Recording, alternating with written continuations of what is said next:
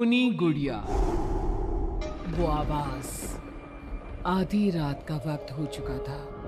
पड़ोस वाले घर से फिर से किसी बच्चे की रोने की आवाज सुनाई देने लगी और साथ में उसी घर में रहने वाली देवकी नाम की औरत की लोरी गाने की आवाज भी पति केशव को जगाया।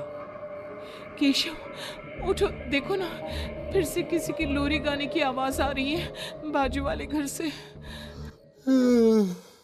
क्या हुआ राधिका? क्यों परेशान हो रही हो? अरे कोई आवाज नहीं आ रही यार। लेकिन अभी बस 2 मिनट पहले तो देव की लोरी गा रही थी और एक बच्चा रो रहा था। अरे कोई मूवी देख रहा होगा, उसकी आवाज होगी। देवकी और उसके पति मोनिश ने बताया ना कि उनके बच्चे नहीं होते। उस घर में कोई बच्चा नहीं है। अब ना तुम भी सो जाओ और मुझे भी सोने दो। लेकिन अभी बस 2 मिनट पहले तो देव की लोरी गा रही थी और एक बच्चा रो रहा था। राधिका हैरान थी कि आवाज सिर्फ उसे ही सुनाई क्यों देती थी। लेकिन जब उसके पति केशव ने उसकी बात नहीं सुनी तो वो सोने की कोशिश करने लगी। लेकिन राधिका के कानों में किसी छोटी बच्ची के हंसने की आवाज गूंजने लगी। राधिका बुरी तरह से डर गई थी। अगली सुबह मैं दुकान जा रहा हूँ। आज माल खत्म हो रहा है दुकान में। इन दिनों पता नहीं क्यों लोग जमकर खिलौने खरीद रहे हैं। आज बड़े बाजार जाकर सारे खिलौने ले आता हूँ। आप रात होने से पहले आ जाएंगे ना? लगता है तुम देवकी से अभी तक डरी हुई हो। अच्छा ठीक है, देखो घर के पीछे वाली गैलरी में मत जाना, क्योंकि वहां से तुम्हें अक्सर देवकी नजर आती है और तुम। आज उधर जाऊंगी ही नहीं। जब भी उधर देखती हूँ कुछ डरावना ही नजर आता है। केशव दुकान चला जाता है। तभी अचानक राधिका को याद आता है कि घर की गैलरी में उसने कुछ कपड़े सुखाए थे। डरते हुए वो वहां जाती है। दूसरी तरफ देवकी की गैलरी नजर आती थी।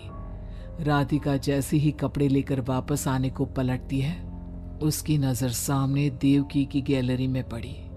वहां एक 4 साल की बच्ची खड़ी होकर उसे घूर रही थी।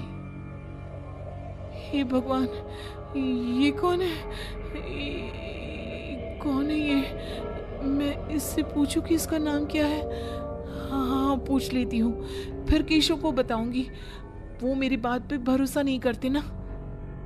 बेटा, कौन हो तुम? हाँ, तुम्हारा नाम क्या है? गुड़िया। तभी अचानक वहां पर देवकी आती है और वो बच्ची गायब हो जाती है। क्या हुआ? कौन थी? कहाँ गई वो अभी? कौन लड़की? मैंने कहा ना मेरे घर में कोई बच्चा नहीं है। मैंने देखा था, वो यही थी। वो आपके पीछे कौन है? राधिका को फील होता है कि किसी ने उसे धीरे से पुकारा, आंटी। राधिका पलट कर देखती है तो वहां वो छोटी बच्ची खड़ी थी। राधिका चीख कर बेहोश हो जाती है। जब उसकी आंख खुलती है तो केशव उसके पास खड़ा था। क्या हुआ राधिका? राधिका, होश में आओ। वो तो भला हो देवकी जी का, जिन्होंने तुम्हें बेहोश पड़ा देखकर मुझे कॉल कर दिया और मैं घर आ गया। तुम उस गैलरी में गई ही क्यों? केशव, वो लड़की यहाँ आ गई थी और वो देवकी, वो ठीक औरत नहीं है। तुम पागल हो गई हो राधिका। क्या सोचती रहती हो? अरे कोई नहीं है उस घर में। अगले दिन केशव की दुकान जाते वक्त, मैं भी आज आपके साथ चलूंगी। अच्छा ओके ठीक है, चलो चलो अब। दुकान पर पहुंचकर, वाह केशव, कितने सारे नए खिलौने। और ये इस पैकेट में क्या है? अरे एक बड़े साइज की डॉल है, मार्केट में नहीं आई है। सोचा अगर लोग खरीदेंगे तो अगली बार और ऑर्डर कर दूंगा। क्या मैं देख लूं इस डॉल को? हाँ, देख लेना, मैं जरा माल लेने बड़े बाजार जा रहा हूँ। तुम दुकान संभाल लो और आराम से बैठकर खिलौने देख लो, ठीक है? केशव दुकान से चला जाता है। तभी कुछ देर बाद देवकी दुकान पर आती है। कैसी हो तुम? तुम यहाँ क्या लेने आई हो? गुड़िया। गुड़िया? मेरा मतलब तुम गुड़िया का क्या करोगी? तुम्हारे घर में तो बच्चे। तुम मुझे गुड़िया दिखाओ, बस बड़ी वाली गुड़िया। राधिका घबराते हुए बड़ी डॉल का पैकेट खोलती है। बिल्कुल ऐसी ही डॉल चाहिए। आज वो खुश हो जाएगी इसे देखकर। कौन कौन खुश हो जाएगी? देवकी अजीब नजरों से राधिका को देखती है और बिना कुछ कहे पैसे देकर चली जाती है। उसके जाने के बाद राधिका शॉप के अंडरग्राउंड में नए टॉयज का मॉल चेक करने जाती है। वहां बच्चों का एक झूला था। राधिका ने देखा कि वो झूला हिल रहा था, जैसे अभी अभी कोई वहां से उतरा हो। राधिका को किसी छोटे बच्चे की आवाज आती है। कौन है? कौन है वहां? वही छोटी लड़की जो देविका के घर दिखी थी, राधिका के सामने आ जाती है। आंटी, मुझे गुड़िया चाहिए, वो बड़ी वाली। मेरे पास कोई गुड़िया उड़िया नहीं है। बड़ी गुड़िया चाहिए, मुझे दे दो, नहीं तो मैं ये सारे खिलौने जिंदा कर दूंगी और फिर वो आपको मार। मैंने कहा ना, नहीं है मेरे पास बड़ी गुड़िया। अभी तो थी ना, कहाँ गई? वो देवकी ले गई अपने साथ। अभी जाओ और मेरी गुड़िया लेकर आओ, वरना। उस छोटी लड़की के नाखून बड़े हो जाते हैं और पैर उल्टे। वो बहुत ही खौफनाक दिखने लगती है।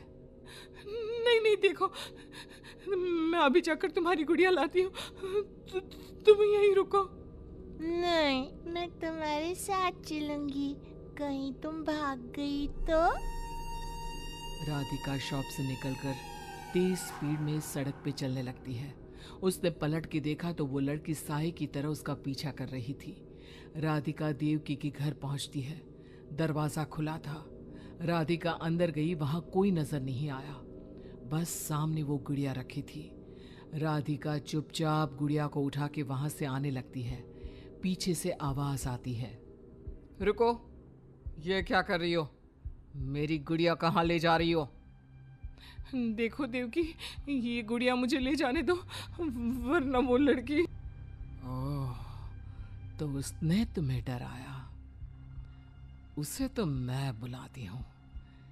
गुड़िया, जरा यहाँ आना बेटा। मम्मा, क्या हुआ? मेरी लाडो गुड़िया को बहुत पसंद है।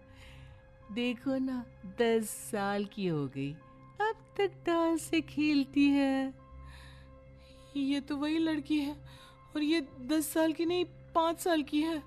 हाँ, लेकिन जब उस कार एक्सीडेंट में मर गई तब 5 की थी, अब तो 10 की हो गई है ना। मतलब बात भी मेरे साथ है।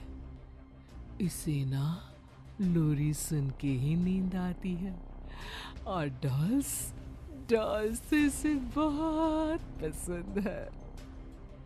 राधिका बुरी तरह से घबरा के भागती